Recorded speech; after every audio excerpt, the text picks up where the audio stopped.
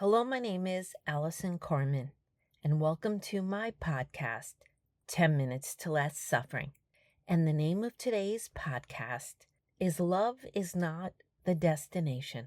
It's always where you are traveling from. And I'm going to start this podcast with a personal story. After my husband left me, I didn't date for quite a few years.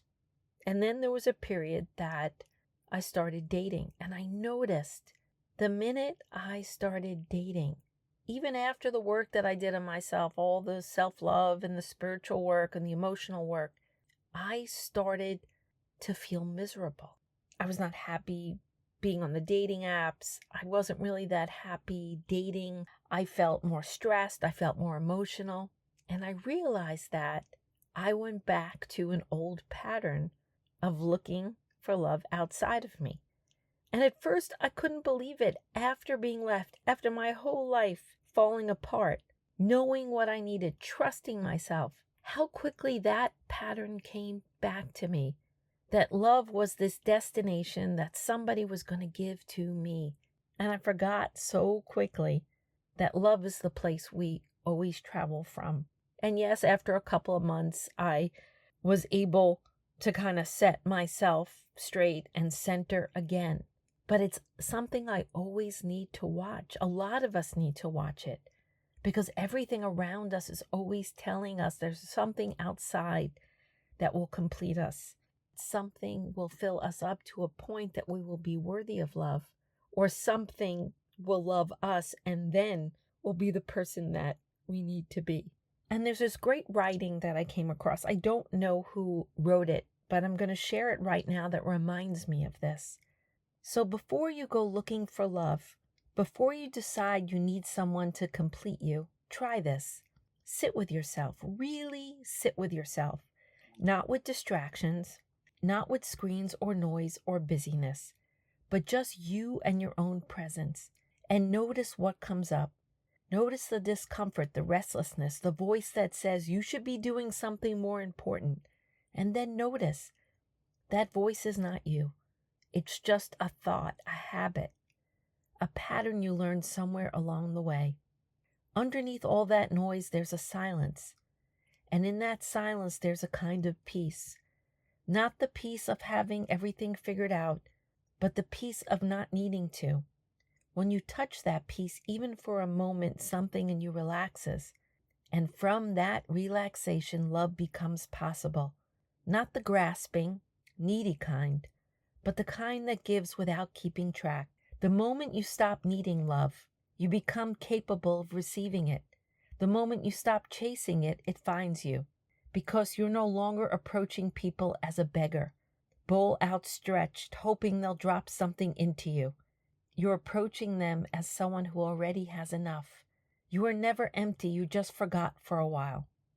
And when you remember, when you really see it, everything changes. You stop searching for something to complete you.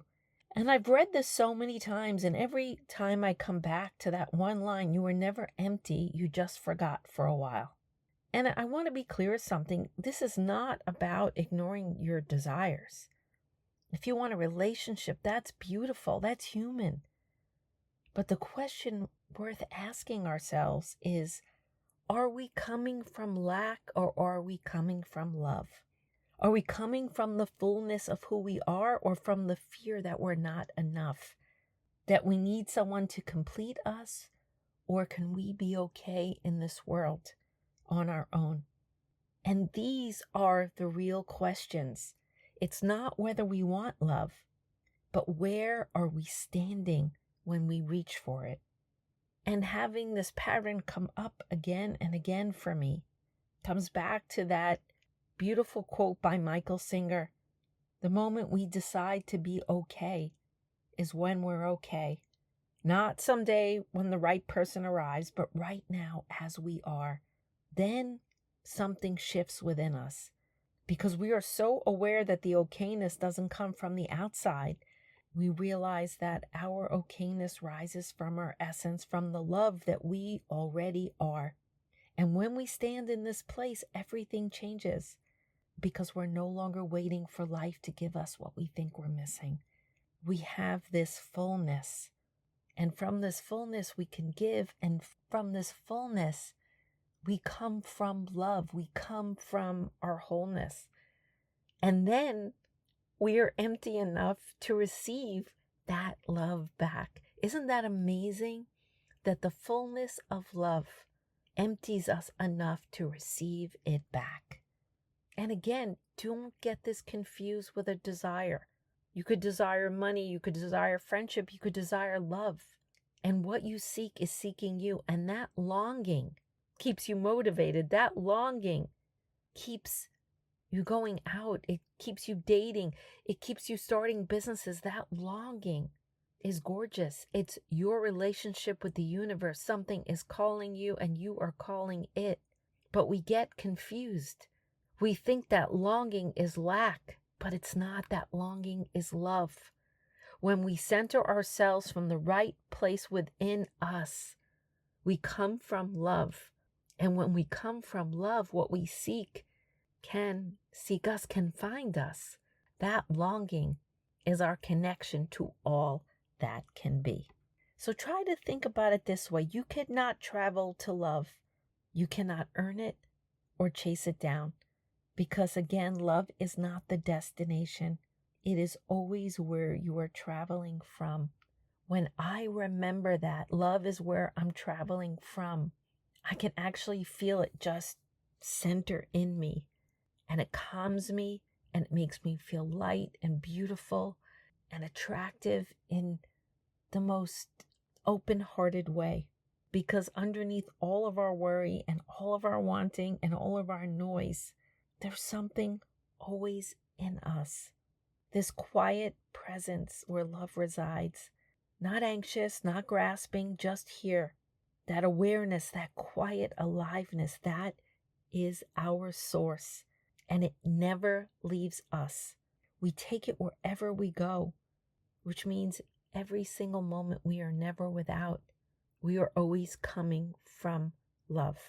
So right now, if you could find a comfortable place to sit, instead of doing anything, trying to fix anything, just stop, close your eyes, put your hand on your heart, and simply notice you are here. Not the thoughts, not the story about your life, just the bare fact of your own presence, the warmth of your hand on your chest, the rise and fall of your breath. You don't need to feel love in this moment. Just rest in this stillness, because that stillness is not empty, it is full.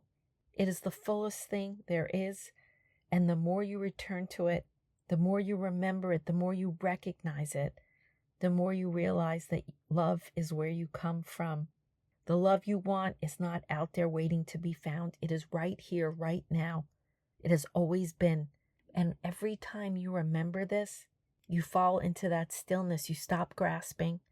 You stop being needy. You stop compromising. And you realize that your longing is your fullness. That your longing is your connection. Your desires are real. What you seek is seeking you.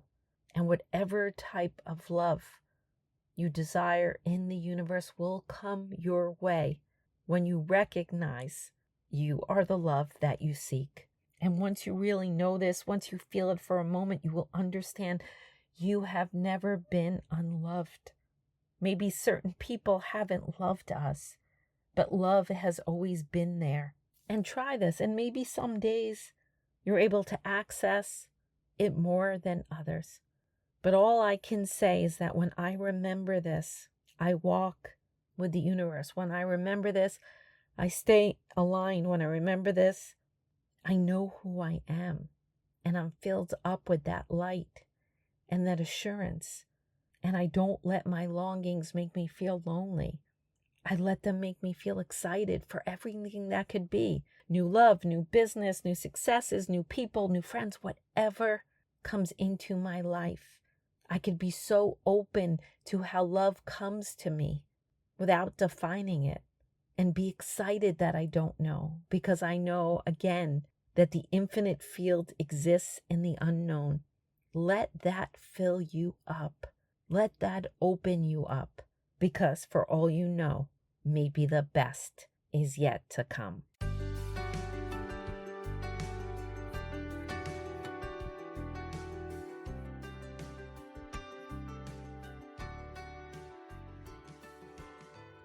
Thank you for listening to this podcast today. If you'd like to get in touch with me, you could email me at allison@allisoncarmen.com.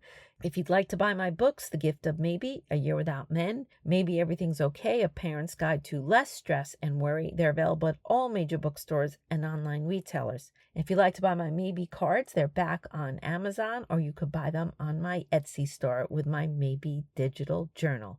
And most of all, if you like this podcast, I hope you subscribe and leave a comment.